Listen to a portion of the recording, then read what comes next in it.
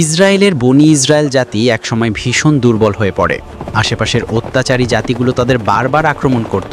তখন বনি ইসরায়েলের লোকেরা হতাশ হয়ে এক নবীর কাছে এসে বলল, হে নবী, আমাদের জন্য এমন একজন নেতা নিয়োগ করুন যিনি আমাদের আল্লাহর পথে যুদ্ধের নেতৃত্ব দেবেন।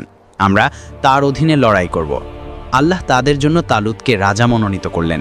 তারা বলল, যার কাছে সম্পদ নেই সে কিভাবে রাজা হবে? তখন নবী জানালেন, রাজত্ব সম্পদের কারণে নয়, আল্লাহ যাকে চান তাকেই বাছাই করেন। তিনি তালুতকে জ্ঞান ও শক্তিতে প্রাধান্য দিয়েছেন। তালুত নেতৃত্ব গ্রহণ করলেন এবং আল্লাহর পথে লড়াইয়ের জন্য একটি বাহিনী প্রস্তুত করলেন।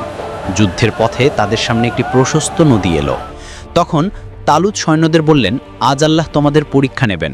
যেই নদী থেকে এক চুমুকের বেশি পানি পান করবে সে আমার বাহিনীতে থাকবে না। অনেক সৈন্য তীব্র তৃষ্ণায় ধৈর্য হারিয়ে বেশ করে পানি পান করল এবং পরীক্ষায় ব্যর্থ হলো। কিন্তু সামান্য সংখ্যক ইমানদার মানুষ ধৈর্য ধরে মাত্র একটু পানি পান করল বা পানি করল না। এরাই ছিল প্রকৃত বিশ্বাসী, এরাই ছিল আল্লাহর সাহায্যের অধিকারী।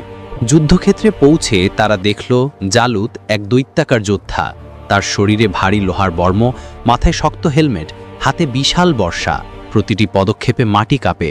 বনি ইসরায়েলের অনেকে জালুতকে দেখে ভয় ফিসফিস করে বলল, আজ আমরা জালুতের সামনে দাঁড়াতে পারবো না। কিন্তু ইমানদাররা উত্তর দিল, আমরা আল্লাহর উপর ভরসা করি। বহু ছোট দল বড় দলকে পরাজিত করেছে আল্লাহর সাহায্যে।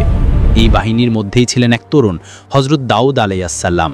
সেই সময় যদিও তিনি নবী ছিলেন না, কিন্তু ছিলেন অত্যন্ত সাহসী ও আল্লাহর উপর দৃঢ় বিশ্বাসী। দাউদ আলাইহিসসালাম তালুতকে এসে বললেন, আমি জালুতের বিরুদ্ধে লড়াই করব।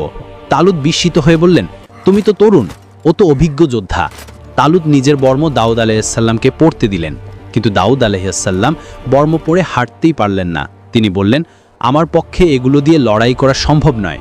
শেষ পর্যন্ত তিনি তার পরিচিত অস্ত্র, একটি গুলতি এবং কয়েকটি মসৃণ পাথর নিলেন।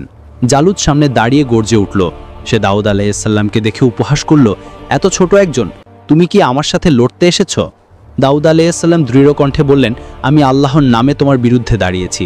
তুমি অস্ত্র নিয়ে এসেছ, আমি এসেছি আল্লাহর শক্তি নিয়ে।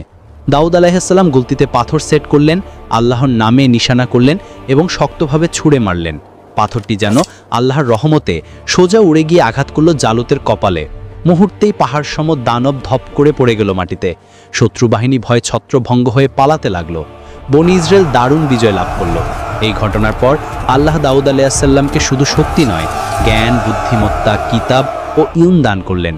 পরে তিনি নবী হলেন, রাজা হলেন এবং মানুষকে ন্যায় বিচার প্রতিষ্ঠা করে শাসন করলেন।